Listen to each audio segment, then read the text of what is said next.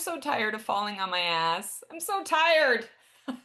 I know, but think there is a benefit to falling on your ass a lot. That ass gets bigger. Yes, it sure does. It sure And big does. ass is in these days. Oh my God.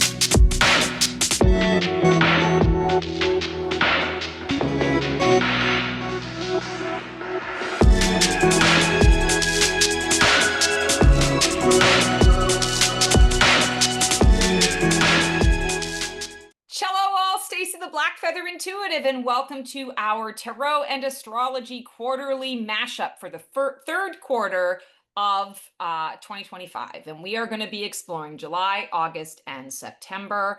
And I'm super pumped to once again be doing this with my favorite astrology cohort here, Dwayne from In the Stars. Hi, Dwayne. So excited to see you. Great to see you too. This is always a great thing, and we always have like our finger on the pulse of what's happening as it's coming up. So I'm excited to see what happens. Yes, I always enjoy going back to our videos, and I watch them just like I encourage our followers to watch them too, because there's always it's fascinating to me. Astrology can be predictive, but I find that it's predictive in the general term, Hmm. like gives you sort of a broad stroke scope of what's going to happen. And then when you go back and you listen to it, you're like, oh, so that's how it's playing out in my life here. And oh, this is how it sort of colored things there. And Yeah, it's always just, it blows my mind. So yeah, I'm yeah. super excited about that for this quarter. Last one has been a doozy. I'm sure Hmm. that I feel like I have whiplash. I feel like I have nausea.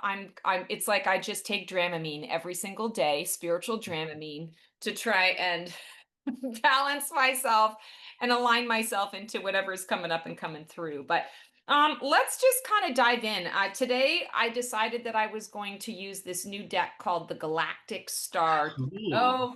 And then we're going to pull an affirmation, a sweet ass affirmation for the quarter energy. So let's just kind of see. Oh, and there's a card that just flew right out. This is what's coming up for us here in July. Queen of Discs. Queen of Discs in this deck is Queen of Pentacles.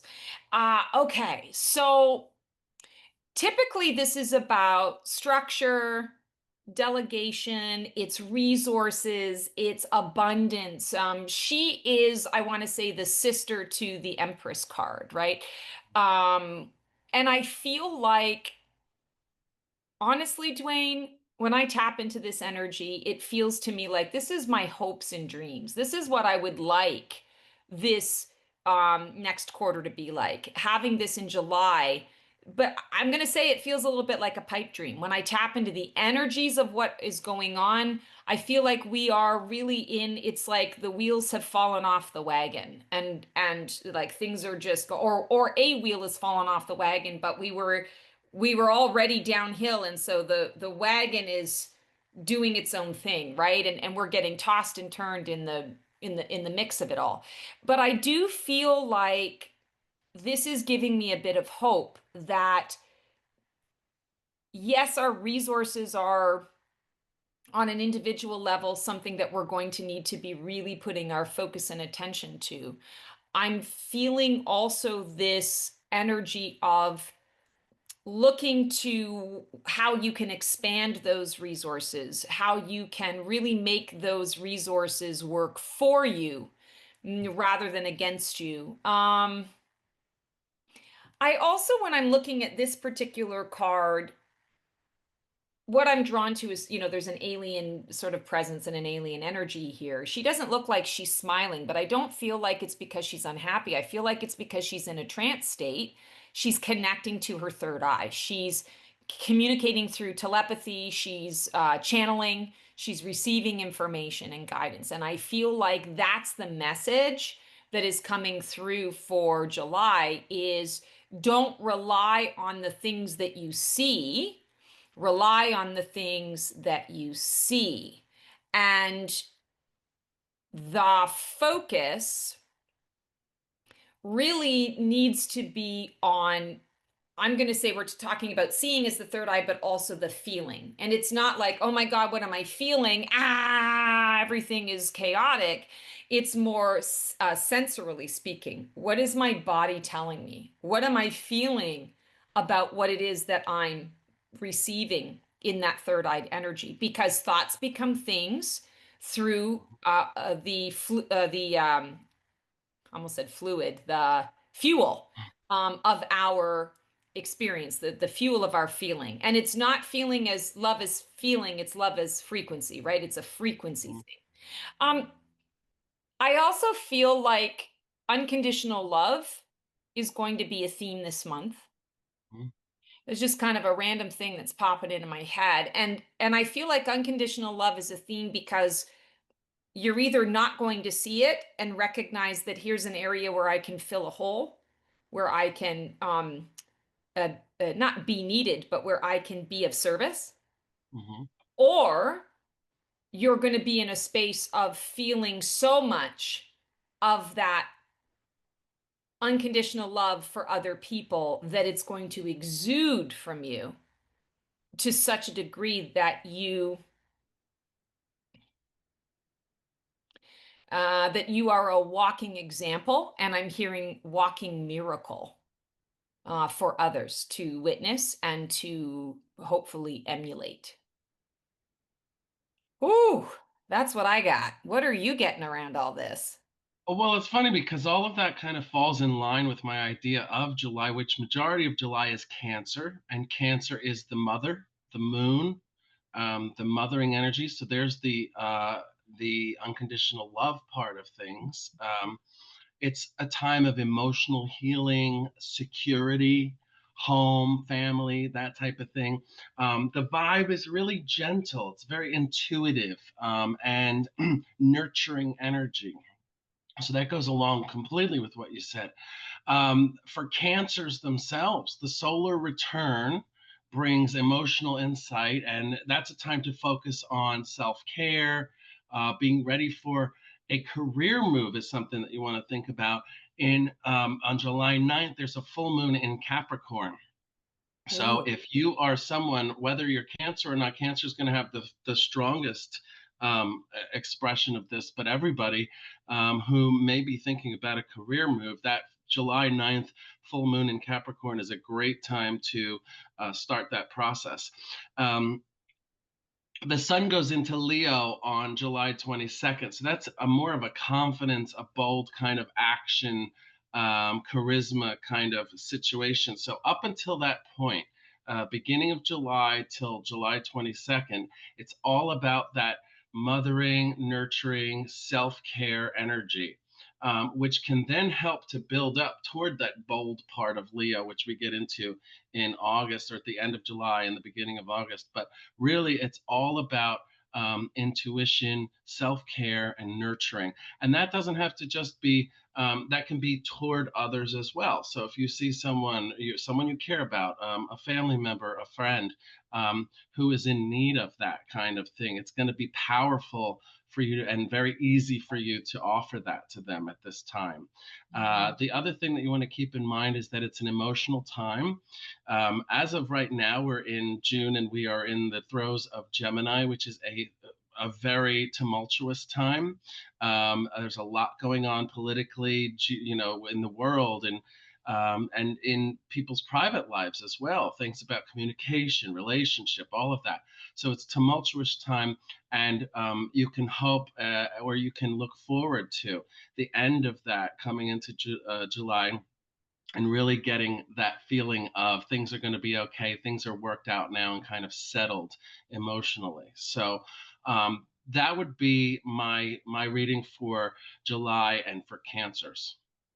Interesting. That actually gives me a lot of hope.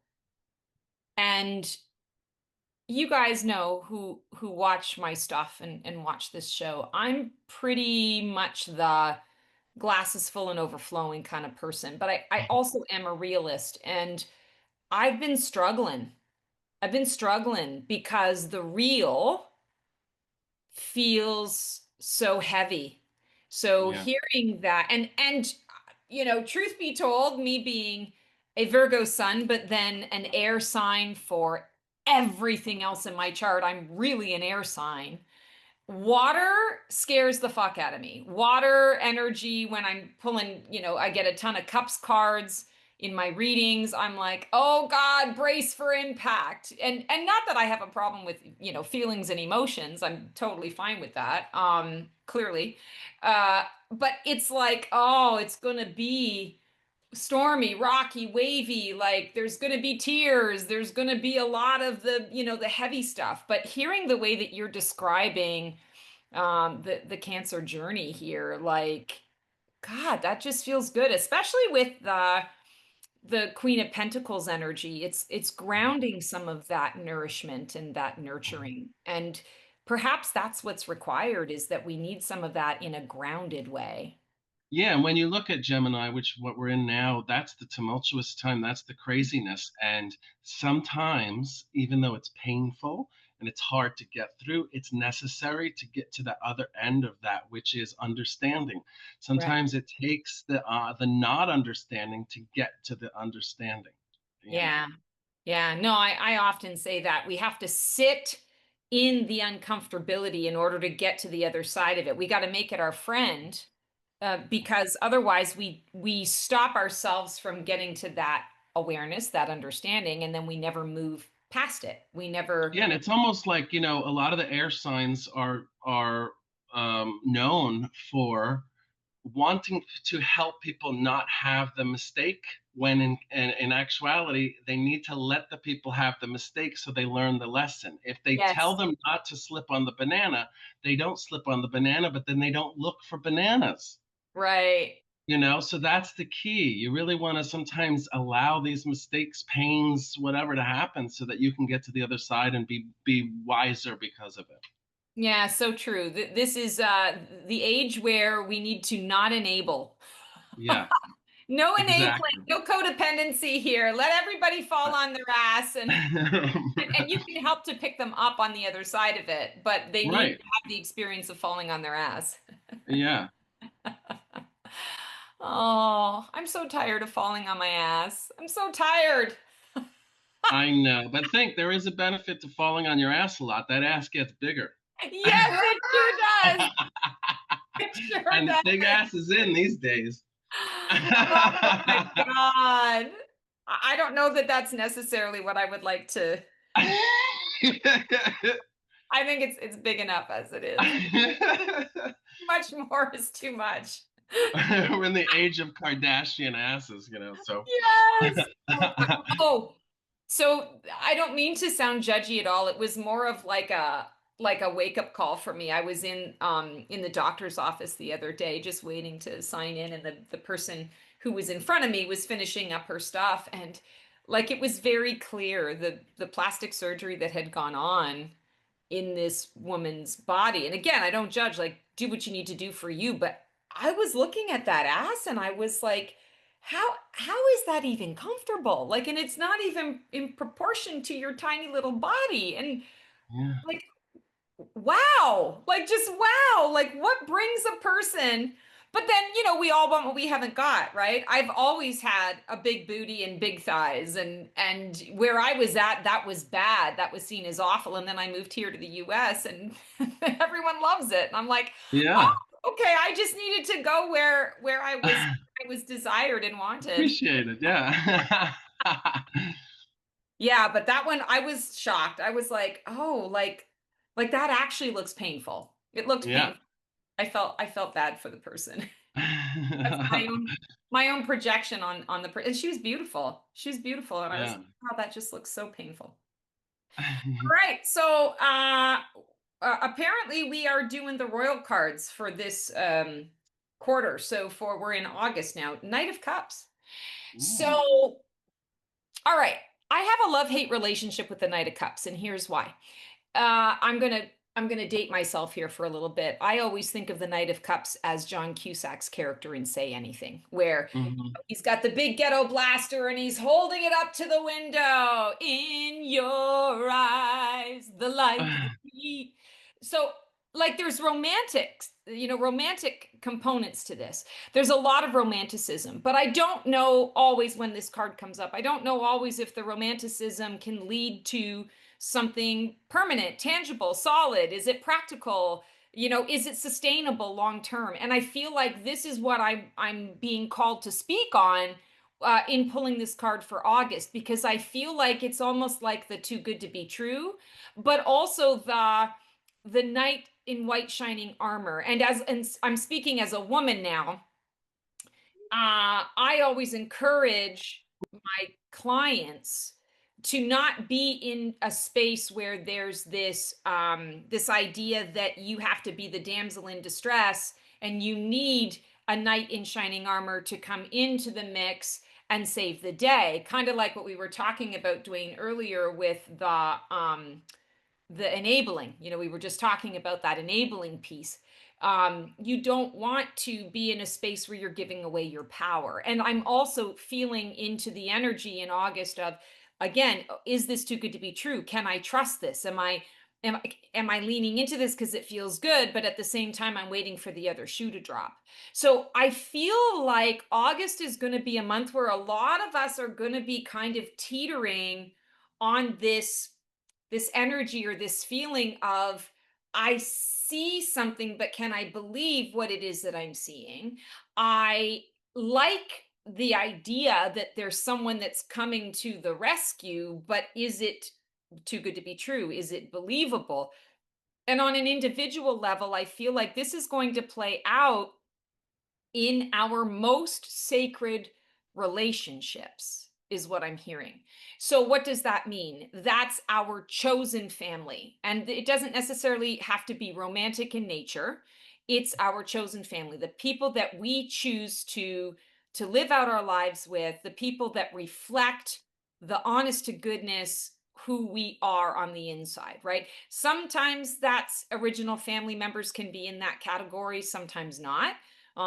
It's the people that we choose to connect with and to engage with and to do this wild ride called life with. And so I feel like this Knight of Cups almost is coming up as a Trojan horse for some of us, needing to really be using our spidey senses, using our discernment around, okay, here again, here's what I'm seeing, but can I trust in that? Like, what is it that I'm seeing? What is it that I'm feeling? So I really feel like the message or the energy of July is carrying into August, is maybe the foundation for what August is going to become. And I'm hearing that each of us is going to have a specific choice point moment. And I'm feeling like, yes, I could be talking about the collective, but actually I'm feeling like on an individual level, each of us is going to have that choice point moment where in those sacred relationships, we're really going to have to get real, or like I got to call this out, and I know that calling this out is going to take us in a different direction, and I need to claim that or own that or be prepared for that, or I need to accept that this is the best it's going to arrive at. And if I don't want to take this other path that, could bring great things and could also bring some things that you necessarily don't want, you don't know for sure because it's unknown. If you choose the other path, it's understanding, okay, I need to accept things literally exactly as they are and be okay with that, because the change may come slowly over time. It's not going to be something that is instant gratification or instantly impactful. And that's really interesting because I feel like there are a lot of people, especially, and you're going to share with us about Leo here, but that Leo energy, it's very external, right? It's Mhm. externalized energy. And I feel like we're going to be bringing a lot of our internalized personal sacred relationship, heart to heart core matters to sort of an external platform and exploring it in those ways. So, what do you make of that? Wow, that feels really deep. Yeah, well, it all goes right in line with Leo. So, the when we get to Leo in the beginning of the season, well, the end of July. The sun enters Leo on July 22nd. So you have a few, days at the end of July in Leo, and it starts to really show that confidence, bold, lion-like kind of feeling. But the number one thing that goes in line with what you were saying is passion, and that's a huge keyword for Leos. And August is all about ambition, recognition, passion, and creativity. Those are the things that come about at that time. And it's a magnetic time for Leos. If you're a Leo, then you are going to totally feel magnetic, and you're going to want to try to finalize projects. If you're a Leo, it's time to tie up the loose ends. And under the Virgo new moon, which is August 8th, it's a rebellion, innovation, independence, all those types of things are what kind of encapsulate that time. And so it's a time to kind of break free from any limiting beliefs that you may have, or groups, people that kind of hold you back, and find your authentic people, find your authentic group. And it's like you were saying, that connection, finding the reality, um, and the people that really help to build you up as opposed to kind of pushing you down. Mercury does go into retrograde, and that's in Virgo during August 5th to the 28th. So details, reflection, review, those types of things are what come into play. Revisit any health plans, schedules, things that you've come up with, and launching anything. You want to avoid launching anything major until really after the 28th. Mars gets out of Gemini on August 14th. So that is a mental energy, multitasking kind of situation. And you may feel a lot more grounded after mid month. And using early August as a time for kind of brainstorming, but allowing that creative energy and passion and everything to kind of come through, and then wait to make your plans and your schedules until the very end of the month. So the theme really is health, productivity, purification. It's a perfect time to start new things and all of that, plan for them, and then wait till the end of the month to really get them started and organizing any and all chaos that might be surrounding you in your life at that time. Yes, be the Borg, bring order Yes. to chaos. Yeah. Well, actually, August feels a little more invigorating. Hmm. So, based on what I was seeing there with the Knight of Cups, rather than it being more romanticized but not really grounded into something, it actually sounds like we'll be able to ground some things in. So, Definitely. Yeah. It's just about following your passion, really. What really do you want to do? And plan it in the beginning and make it happen at the end. And in the middle, keep that brainstorming and thought process alive. It's almost like a painter. I'm a painter. I do portraits and things. I haven't in a while, but when I do, I paint in my head before I ever touch the canvas. I do it in my head for sometimes weeks, and I go through the whole process, and then I paint the canvas. So that's kind of what this idea is. It's go through it in your mind a few hundred times if necessary, and then at the end of the month, make it really come to fruition, and you will do better because of that mental practice. I love that. I love that. I was just talking with a friend the other day about um like we both are driven in the same ways, but our approaches are very different. And this person was feeling a little like down on themselves for the fact that the way I describe it is you measure twice and cut once. Like Hmm. it's not about procrastination necessarily, as it's you really take the time to think about the plan, devise the plan, go through it in your head a few times, Hmm. because when you actually go to do it, it's game time, and then it goes really well and everything is Yeah. okay. And my approach is often the opposite. My approach is, ooh, got this great idea. I'm going to do just a quick little bit of research and then I'm going to go for it and I'm going to figure it out as I go. And that's awesome and it feels good. But sometimes along the way, I'm like, oh, fuck, if I had just waited or if I had known this, I would have Yeah. saved myself all of this trouble and this hassle. It's just, I feel like the way that we individually choose to have the experience Hmm. of life, and I always say, not to be too pedantic because it's eye rolling these days, but it's really true. It's not about the destination, it's about the journey. You're always going Yeah. to get to the destination at some point. It's really Right. about the story, that we love the stories, and it's the story of how you got there is Right. usually the thing that really lasts. Yes, you can have the experience of, yay, I made it to the top of the mountain, but really the interesting part in the end is how you got there. Right. That's what movies are made Yeah. of.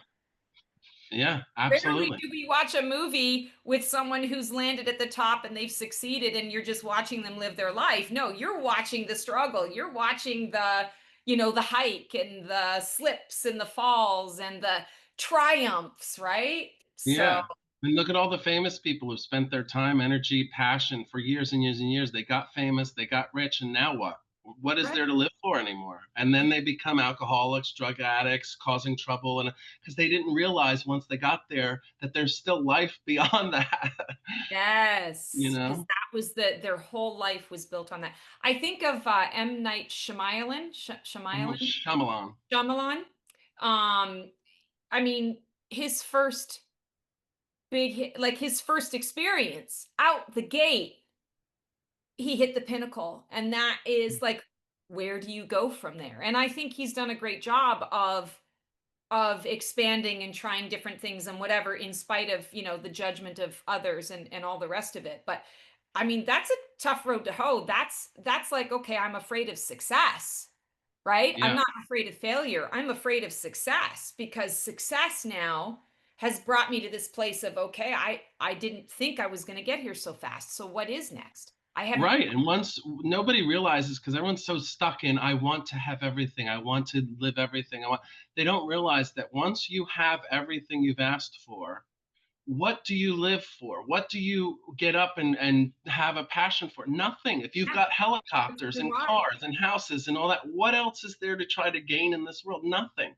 And then you feel alone because you can't trust anybody because you think all they want me is for all the stuff I have and my money and my fame.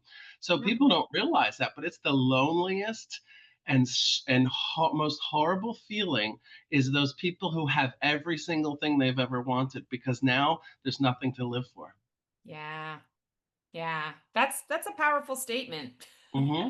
Powerful statement.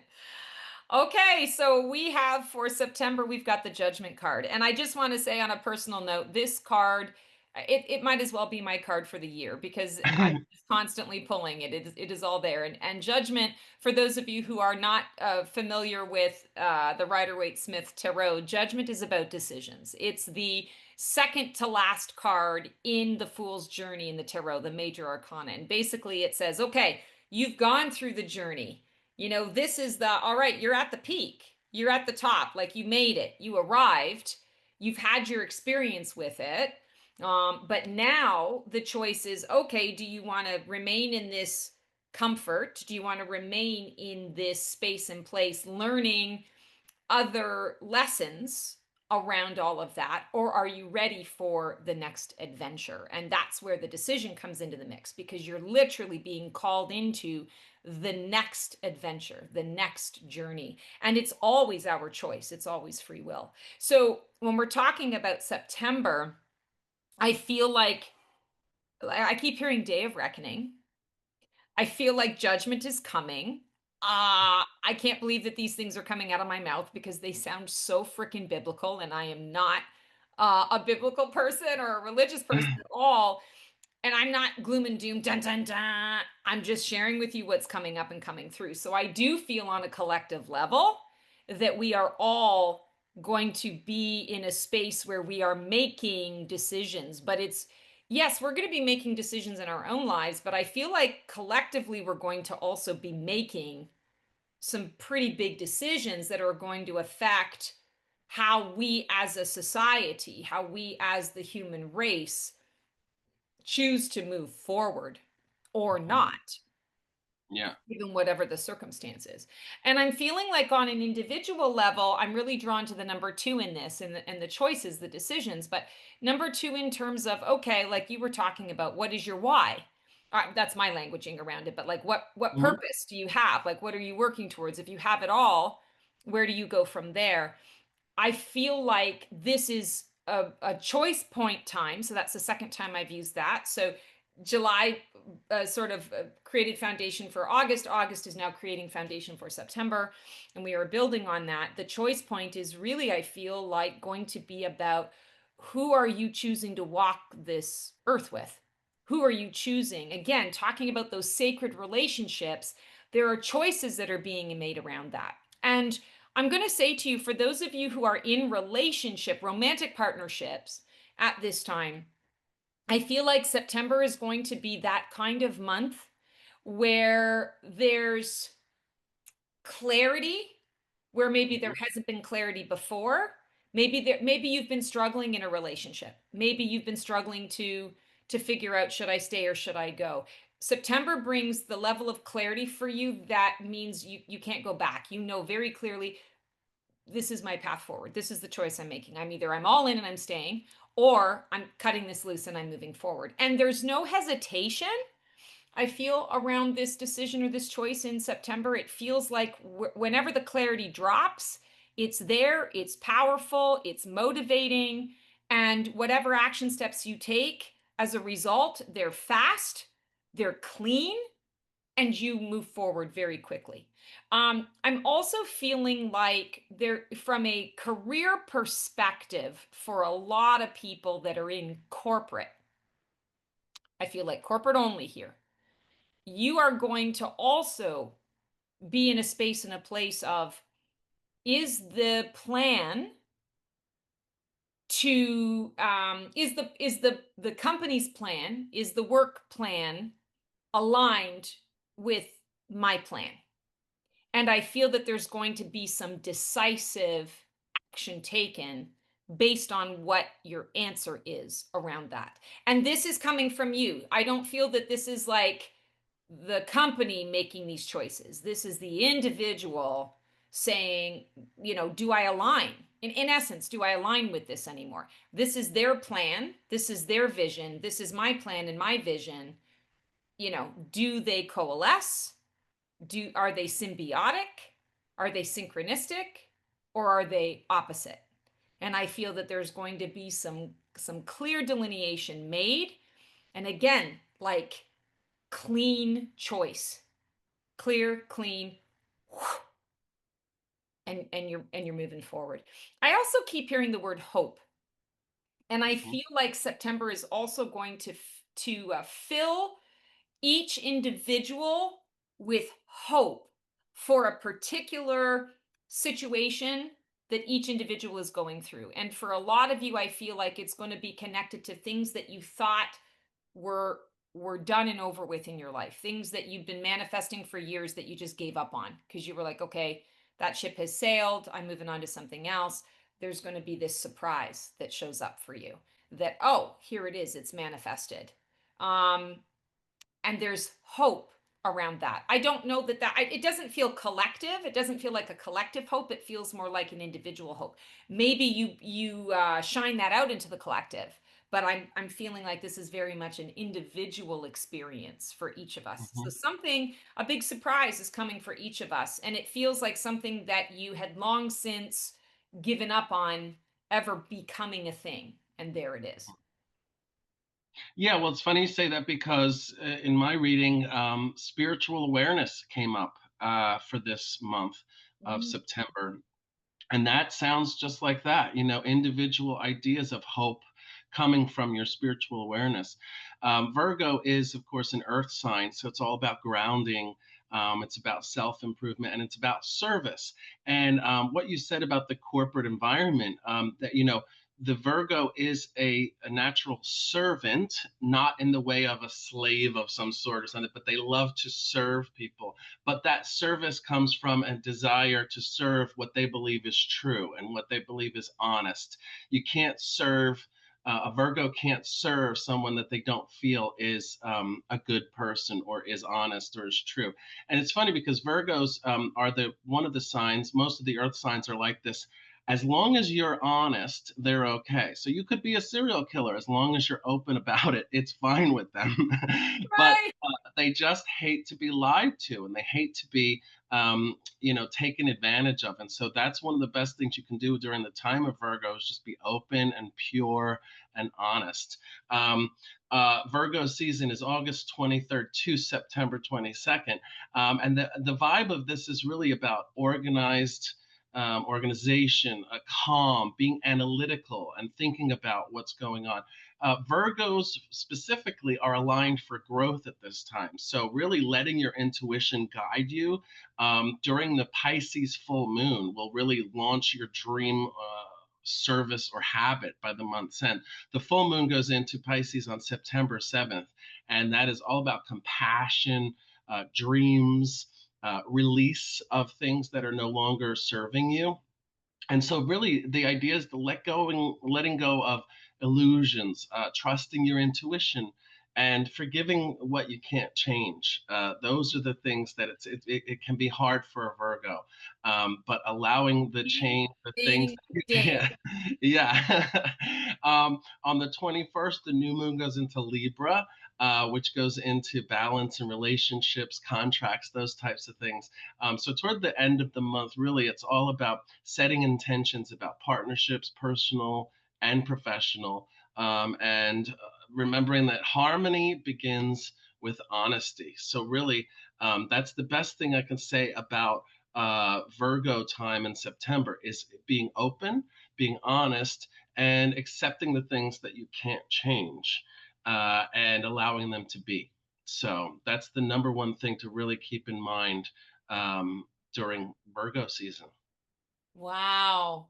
So this isn't going to affect everybody, but on a personal note, you talked about the full moon in Pisces. So I am a Hmm. 12th house sun. Hmm. So I'm very deeply affected by the Pisces. And of course, being a Virgo, Pisces is the opposite Opposite, yeah. sign. So there's always a lot of stuff going on. So that really stood out to me. And you talked about the forgiveness piece. And I'm like, yeah, I'm having a really difficult time walking my talk. I really don't judge people, and yet I think that I've been evaluating that. Okay, yeah, no, I don't judge you for your choice, but I don't know that I can forgive you for making the choice that you've made that has Right, taken me down, the rabbit hole. So I right. respect your right to choose, Hmm. and your choice has gravely affected me or deeply hurt me or deeply wounded me, right? It's all about me. So it's the Yeah. ego, right? Having to address the ego. And then you talked about the Libra new moon, and I'm a Libra rising, and so I definitely feel a lot of that Libran energy. I'm kind of feeling like maybe September is really going to be a powerful positive month for me. Maybe that's a month to really consider launching some things and Hmm. really living with abandon. Well, and you know what's going to happen for you specifically because of your chart? You're going to feel an understanding at that time, and so end of September and early October, you're going to really feel oh, okay, this is what the last 3 months was about. So it's going to be bumpy, it's going to be emotional and all that. But then at the end of that, you're going to come to this realization of, oh, wow, and then when we go from that into Scorpio, um, because of that realization and that calming, you're going to have probably a nice, simple Scorpio season, as opposed to some people may have some ups and downs emotionally because of that Pisces that you have. Right. Yeah, always the Pisces, always the water signs. I'm telling you, I know they are the with choppiest of the water. seas. I'm just teasing. The water, I mean, all of the elements are important for us. And the water, obviously, we're made up of mostly water. Water is very, very important. I just speak of it in terms of the emotional roller coaster. And Yeah. I've always been a person that can deal with emotions and a lot of deep emotions. I just process it here. So Hmm.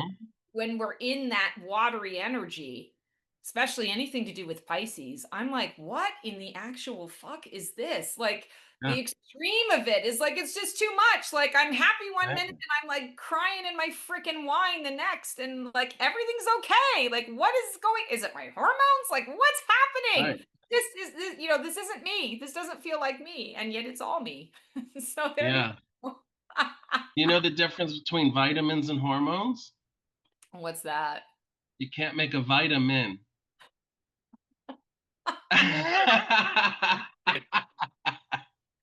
Yuck, yuck, yuck. Yuck, yuck, yuck. You crack my ass up. And on that note, let's pull a sweet ass affirmation. All right. This is an affirmation for this quarter that we can, I want to say, like hang on to for dear life, or just to, I want to say, empower our choices. Okay, that's the one. I was trying to avoid that one, and the universe was like, no, we're telling you this is the one. I am rooted to the tree of universal superpowers. Wow. Every creature on this planet is power packed with its own magic. The chameleon can see 360 degrees around its own body. The turret Turritopsis jellyfish reverts to juvenile form after mating, creating an immortal cycle. The dung beetle can pull 1,000 times its body weight. Shaggy ink cap mushrooms can push their way through asphalt. You are the master creator, capable of doing and being anything you wish, using the magic gifted to you by the universe. It's time to carpe diem that fucking diem. You and the universe sitting in a tree, Kissing.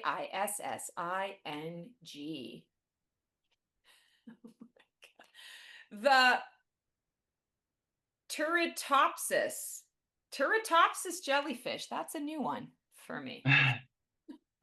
That's different from the pterobotomus jellyfish. Which would probably be a lot easier to say. Well, this actually really is fitting. Basically saying, as crazy as things get, we actually are very strong. We have Mhm, the ability to break through, and maybe that's what this third quarter is all about. Is maybe it's the breakthrough, um, mhm. the breakthrough that we need. I don't know that we always have a breakthrough in the third quarter of the year. Maybe that is part of the cyclical nature of it, but definitely I feel like that's what we're talking about. And if we are rooted to the tree of universal superpowers, we're breaking through because we're connecting more deeply to our true authentic selves. And Yeah, that's what this is exposing. And I love the DNA, right? The yeah, DNA tree. It's yeah, there's going to be some ancestry in it, maybe some, family of origin stuff. But ultimately, I feel like this is just coming into the truth of our knowing. yeah. That's how I'm going to put that. Dwayne, so happy to be on this wild ride called life with you. Thank you. You too. It's always fun. Yes. So, where can people find you if they want to connect? Well, if you want to see me, you got to be in Pennsylvania these days. I'm doing stand-up comedy all over the place. I've been traveling a lot, but hopefully not anytime soon. And that's basically it. You can find me on Instagram, Facebook, Dwayne Dunlevy, and that's it.